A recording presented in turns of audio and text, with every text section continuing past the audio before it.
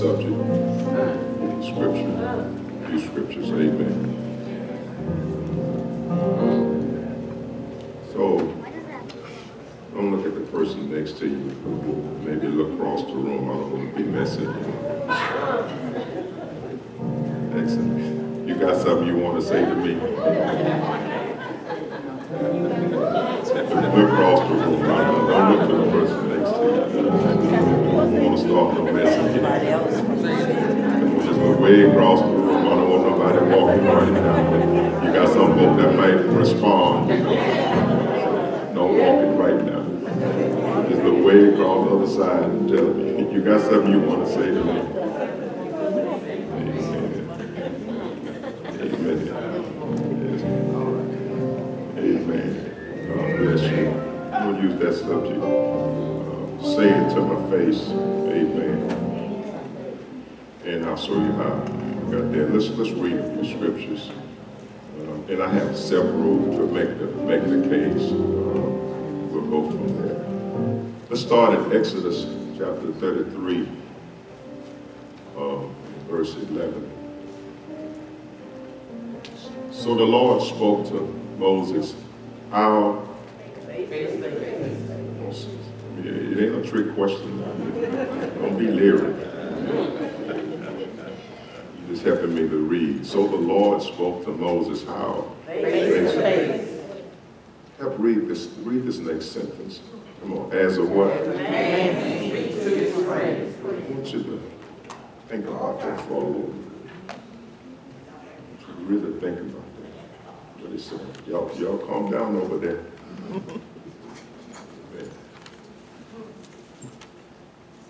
Think about that for a moment.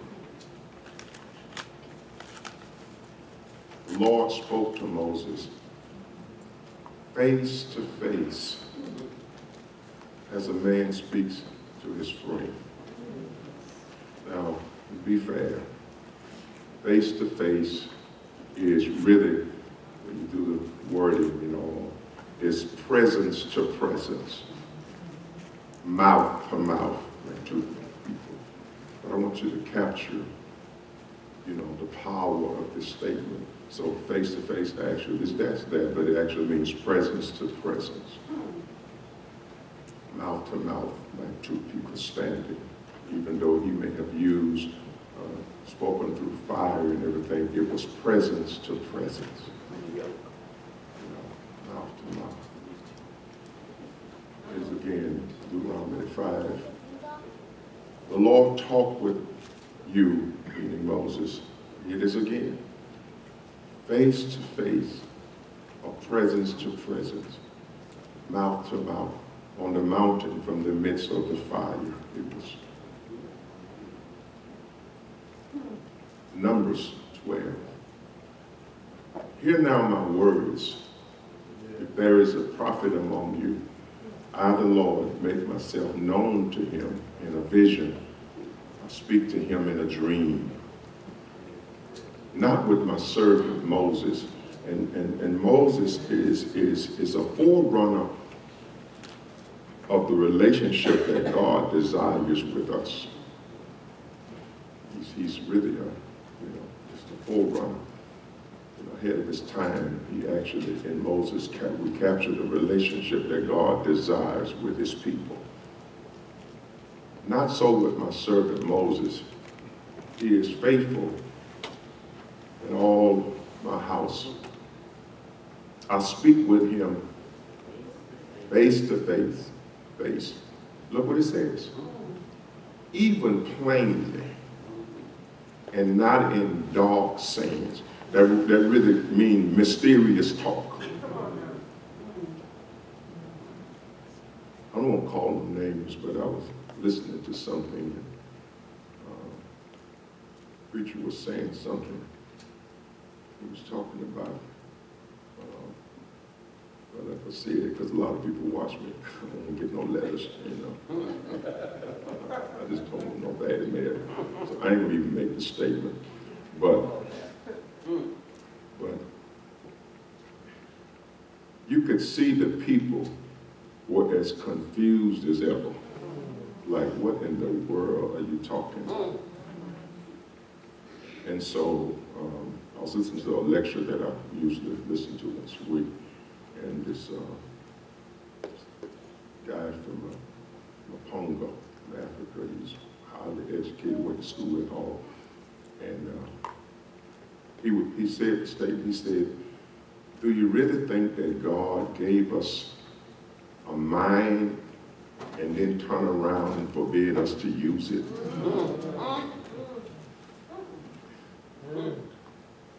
And he said, and yet within, most religions, including Christendom, we are chastised for thinking. In other words, some of the things, I'm just going to say it the way he said it, that some of the things that which we say and teach is as crazy as it may seem, but the problem is when you question it for explanation and all, then we're beat down and called demonic and everything else for asking questions to explain this. So it's, the word is, well, you take my word for it, you believe by faith. And he went on to say that faith is not grounded, well, let me read it the other way, that faith is really grounded on what you know. We teach it as faith is what you don't know. But he said that's wrong. Faith is not what you don't know. Faith is belief in what you know. Come on. Come on. So God is not asking us to believe in him if we don't know him. It is, I know that you're God. And so my faith is believing in what I know, not what I don't know. So that is facilitated a teaching that faith is resting upon nothing, which has led people to hit the crash, rock bottom, because they're trying to believe something that they don't know. Lift your hand and say thank you.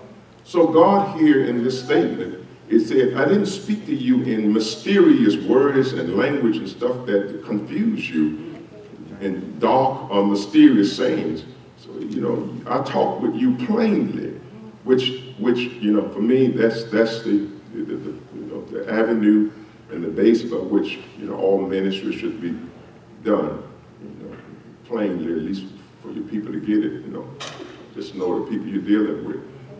I often tell a lot of my buddies that I'm talking to, not that I'm an authority on it, but I said, if I don't care how deep you think you are, if you're not connecting with your people, it has no relevance. And we have to take under consideration that, okay, you may be highly trained, but they're not theologians. Come on, man. So understand who you're talking to. Amen. And then he goes on to say, and he sees the form of the Lord. Now that's key. I'll come back to that in a little while. But he said, I didn't speak to you in mysterious talk. And not only do you see me face to face, I'll speak to you face to face and plainly, and he sees the form of the Lord. That has some relevance right there. So let me open up, with the approach, what I call the communication dilemma. I forgot how much I put up on the board.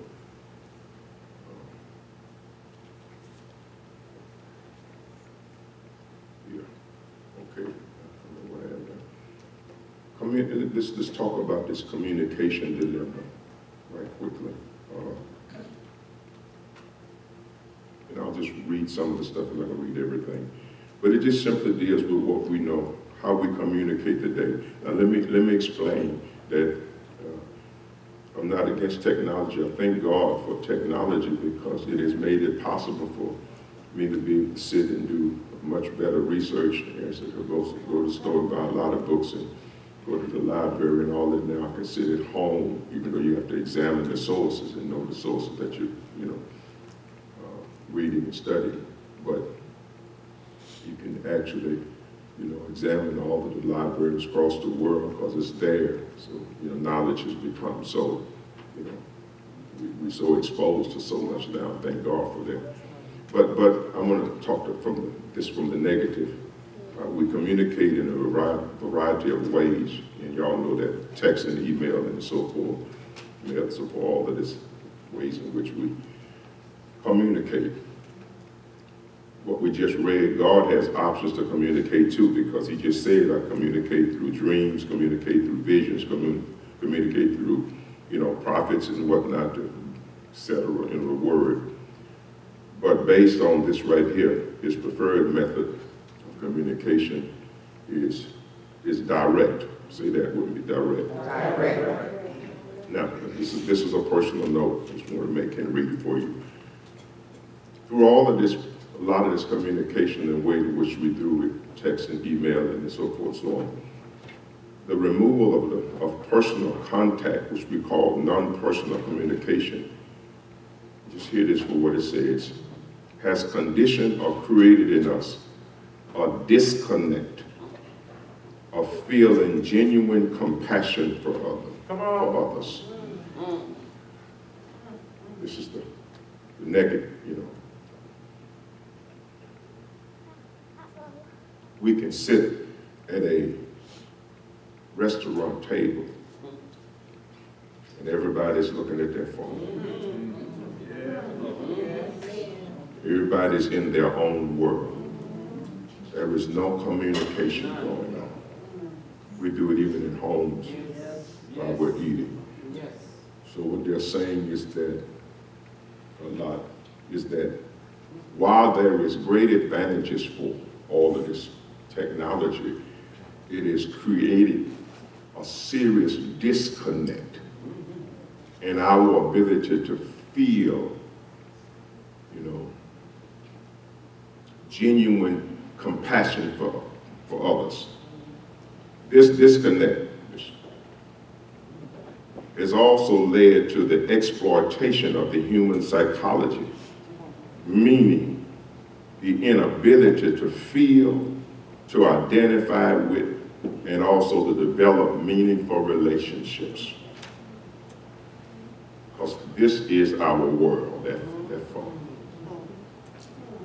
So we have lost some of that humaneness, about the ability to feel. Because we can look at stuff and people now shooting each other, and we got the phone laughing. No compassion. People fighting and beating each other to death, and all of us are running around with the phone laughing, saying, look at him, he getting him. The man bleeding to death, no feeling of compassion, no feeling for others. That has created in us a disconnect from the ability to feel. I think I heard one guy saying that we have gone so far that we would take the phone and watch a person drown to record it instead of trying to put the phone and go down there and help them. A disconnect of that human compassion. That's the downside of it. It's point number 2. I'm going to get all of this out of the way, then I can move toward where I want to spend my time. The result of today's communication platform also means that, first of all, people's attention span has gotten shorter, approximately by 2 seconds. Now, that doesn't seem like a long time, but if you add that up through the course of a day, your ability to focus on a given something has been short. So even now when we're on the phone, we can't even, watching things, we can't even see it through. We fast forward, shorten attention span. Get to the middle and get to the end. And so the course of the day, you can estimate, how much your attention has been reduced or your attention span has been reduced. And so, I know those who are in school know that our kids are having a real problem with that. So they're trying to find ways to stimulate, to keep them focused because their attention span is. And even ours, you know, through this right here, we can't see things to the end. We don't even watch movies to the end. We'll skip ahead, you know. This part is boring. You missed that whole part. Well, just do, you know, what I do. I just read what it's about. And that determines whether I want to watch it, you know, and so forth. But anyway, it led, so it at least has led to the attention span getting shorter, approximately by 2 seconds. Here's the next thing about the communication platform, which we know, and I'm gonna give you a little bit positive spin on this one, that people's ability to heal and recover. This is about the communication platform, but we just said the attention span has gotten shorter. But here's another side from it that through, you know, people's ability to heal and recover is far greater when there's two things: belief in God, and they are among family, friends, and loved ones. Data says that they heal quicker. So that's the power of the personal. Not when you just, you know, there with a phone, but the power of the personal, when a loved one is present. I think in this last situation we went through, the hard part about it with family is when they couldn't be there with their loved ones. And we know that the absence of meaningful relationships and loved ones slows down the healing process. And that was hard for those who wanted to be with them, and even harder for the loved ones. So the great part of that communication is we know that, you know, faith in God and being among family, friends, and loved ones aids us even in our recovery. So that shows you the power of the personal. And so when we move into an era of non-personal, you lose all of that. Yes. Lift your hand and say thank you. Let's pause. I'm going to go